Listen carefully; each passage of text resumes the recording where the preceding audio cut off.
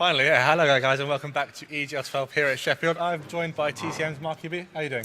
I'm good. Obviously, just beat Vitality on the main stage. Yeah, that was the winner bracket semi-final, so you've guaranteed yourselves top three. Are you happy with that? No, I'm not happy with top three. I think I was sort of expected of us from the get-go.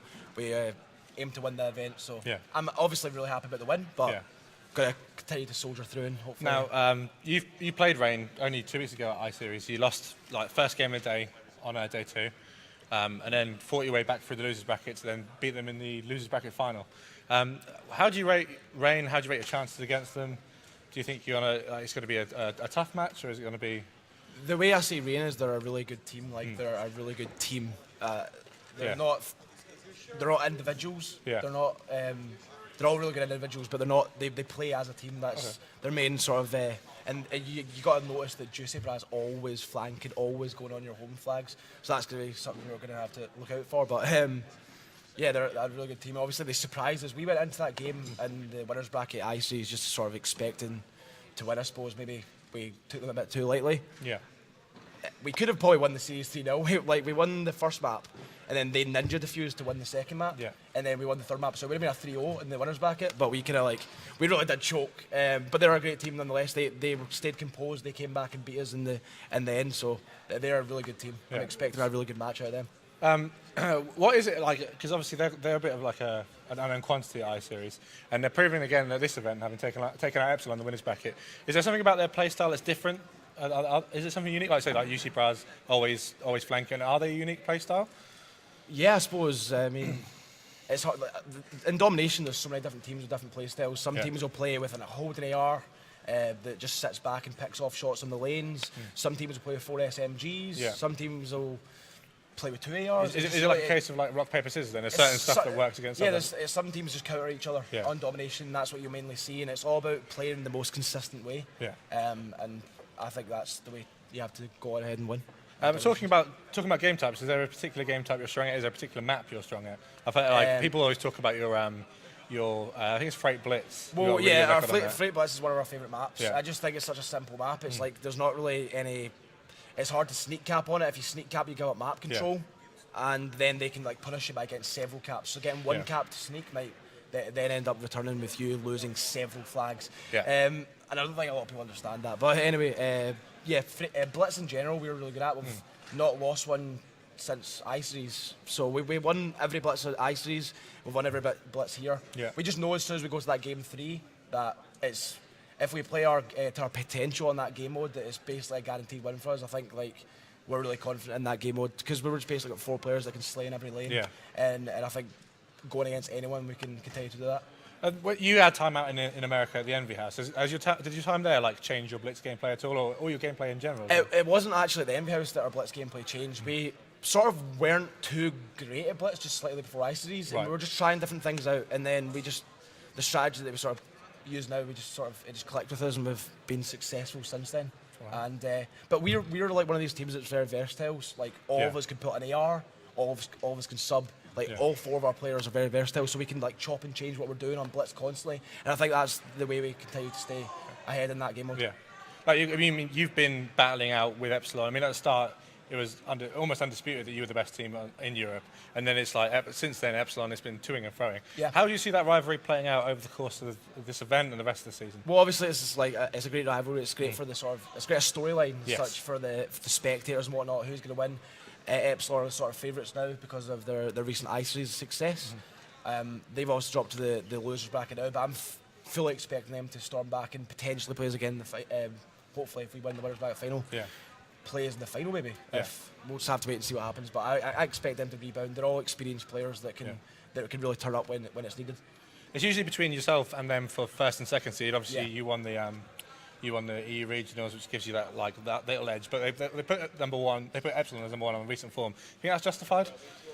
Well, they've won the most recent tournament, so I think that is very much justified. I think you can't really go against recent form. I would agree. Yeah, both of you have had roster changes as well. Josh has been brought into the Epsilon lineup. Some people are calling it almost like a god squad. You've got 4 players who. I mean, I was discussing earlier with someone. You probably wouldn't find another player in Europe who you would replace into that lineup. Yourself, you've had a roster change, and we were chatting just before. You said you kind of had a little bit of a role change with the roster change. Going back to Black Ops 2, I was like that AR anchor who just slayed and picked up kills. And then in this game, I've chopped and changed my role like completely. I AR'd at one point, and then I've been like a sort of SMG slayer. And then when Flux was in the team, we sort of chopped and changed. Like I would slay. It would just depend on the situation. Like he would be focused on the objective, I'd cover him. We would just like bounce together. Me and Flux work really well together. And now with Pete in the team, he's a main like slayer oriented player. So like I've had to sort of adjust my gameplay. Whereas I'm sort of like the full objective player now. I'm the guy that tries to do the dirty work and tries to sort of get the caps, win the team the game. And that's what you'll be seeing me doing throughout the game. And I think that's go back to that game against Vitality there, on Sovereign. I was focusing way too much on the objective. And I think I went 4 and 15 on the second side. We ended up losing the game on that side. And I think that was purely down to me just playing way too much for the objective. Like I was just jumping on it at unnecessary times. And I wasn't picking up the kills. I wasn't pushing out lanes, trying to make kills and stuff like that. That's something you've got to learn from. Obviously, it's a learning experience. Every game you lose, you've got to learn from, and losing's learning. Yeah, it's a great attitude to have, I think. Do you think the slight role changes had an effect on your personal performance? You said then, with that map in particular, you felt like jumping on objectives at the wrong time cost you kills and your kill death ratio. But the performance for me isn't stats. Performance for me is just winning the game for the team. Like, that's all I care about. I don't honestly care if I go minus 100 overall the tournament. It really doesn't matter to me as long as we win the game and we continue to go on our winning spree that we've been going on. Now, you've obviously spent some time with the winners bracket. You get a bit of time to watch quite a few of the games, obviously. Are there any players you've watched so far that have impressed you in particular, maybe even in your own team? All of my team, really, every single one of them. Petey's really stepped up. There was a lot of pressure from him going into this event because no one really expected us to pick him up. It was a bit of an unexpected pick-up from us. So obviously a lot of pressure on him. He's been playing amazing, just doing exactly what he does online. A lot of people say he's a connection player, all that stuff.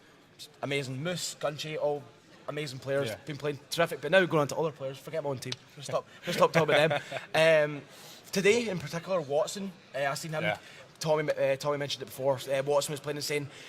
From Checkmate, from when we played them, I've not really watched too many of their games since then, but from when we played Checkmate, Insanitize was an amazing player. He was playing really well online, and a lot of pressure was obviously on that team and him to sort of step it up a line, and they really have. Insanitize been playing terrific so far.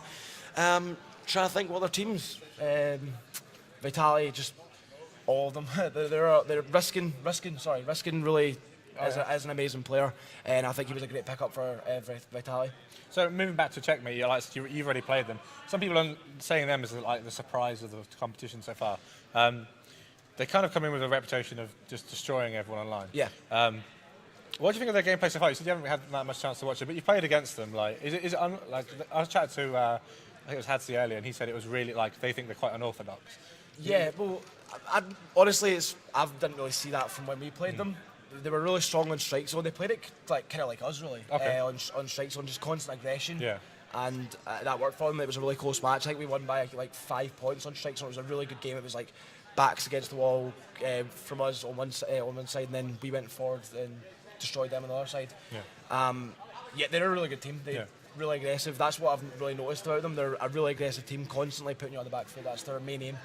Does it surprise you that they come out on top of a series against Infuse, for instance, like a more established team who've also still got that slaying power that seems to be so necessary in this title? If I'm honest, it was a surprise. I thought like Checkmate, obviously an amazing team, but I thought Infuse maybe had that edge over them in regards to just going forward into the tournament. I mean, like, they've been a real shock. Infuse as a top 8 placement after a 6 seed. They were disappointed with that 6 seed. Did you think they deserved to be a bit higher than that, or on the seeds? I don't know. It's really hard to put them higher than anyone else, if I'm honest. I think that's probably a fair seed for them. Okay. I think we've got another interview lined up over at the EGL Central with Sims and the VP.